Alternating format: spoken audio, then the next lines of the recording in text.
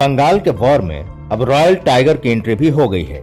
दीदी जमकर दहाड़ रही हैं, मंच से मुनादी कर रही हैं कि वो रॉयल टाइगर से कम नहीं, जिसके सामने कोई नहीं टिक सकता और उनके रहते हुए बंगाल में कोई दूसरा सियासी दल उन्हें मात नहीं दे सकता।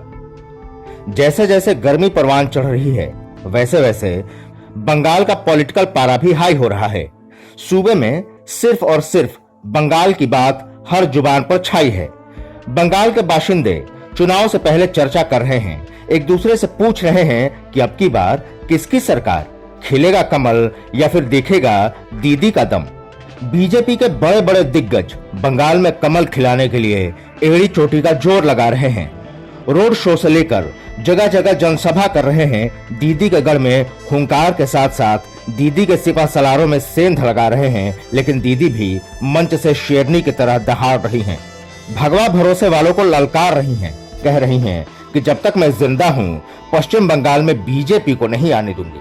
हालांकि जनता को दीदी से कितनी ममता है और दीदी की यह हुंकार कितनी कारगर साबित होगी, ये तो चुनाव के बाद पता चल ही जाएगा। लेकिन कुछ दिन पहले उन्होंने जिस तरह से जय श्री राम के नारे लगने पर सभा में बोलने से इनकार कर दिया, उस मुद्दे को बीजेपी ने हाथों हाथ लपक लिया और चाहे जो भी रैली और रोड शो हो, भगवा पार्टी जय श्री राम के मुद्दे को पुरजोर तरीके से उठा रही है और दीदी को घेरने में जरा भी वक्त जाया नहीं कर रही है। बीजेपी के लिए मिशन बंगाल कितना अहम है, इसका अंदाजा इसी बात से लगाया जा सकता है कि पीएम हो या फिर गृह मंत्री या फिर बीजेपी अध्यक्ष बारी बारी बंगाल में जनसभा से जनता को लुभा रहे हैं।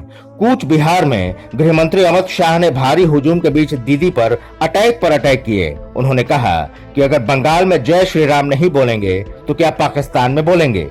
यही नहीं, शाह ने यहां तक दावा किया कि चुनाव खत्म होते होते ममता बनर्जी भी जय श्री राम बोलने लगेंगी। बीजेपी और शाह ये भली भांति जानते हैं कि किस मुद्दा पर कितना फोकस करना है ताकि जनता उनकी पार्टी को वोट दे सके। यही वजह है कि विकास और दूसरे मुद्दों पर ज्यादा जोर देने की बजाय सॉफ्ट हिंदुत्व के सहारे बंगाल की सत्ता पर काबिज होने की कोशिश में है। बीजेपी तो यहां तक दावा कर रही है कि जय श्री राम बोलने पर उनके कार्यकर्ताओं को पकड़ा जा रहा है। दरअसल हुगली में बीजेपी के कुछ कार्यकर्ता जय श्री राम का मास्क बांट रहे थे, जिस पर पुलिस ने कार्रवाई करते हुए कई लोगों को हिरासत में ले लिया। वैसे दीदी राम राम जपने के बजाय हरे रामा हरे कृष्णा कर रही हैं और अब तो मां सरस्वती के सहारे जनता के दिल में जगह बनाने में जुटी है। मतलब साफ है, दीदी बीजेपी को उसी के स्टाइल में मात देने की जुगत में है। पश्चिम बंगाल में चुनाव की तारीख का शंखनाद तो अभी तक नहीं हुआ है, लेकिन जिस तरह से बीजेपी के नेता राम का नाम जप रहे हैं, ऐसे में तो यही कहा जा सकता है कि आने वाला चुनाव काफी दिलचस्प होगा, क्योंकि दीदी की पार्टी भी बीजेपी की तरह अब हरे राम हरे कृष्णा का जाप करने लगी है। लेकिन बंगाल की रणनीति में किस पर राम की कृपा बरसेगी, उसके लिए चुनाव का परिणाम आने तक इंतजार करना होगा।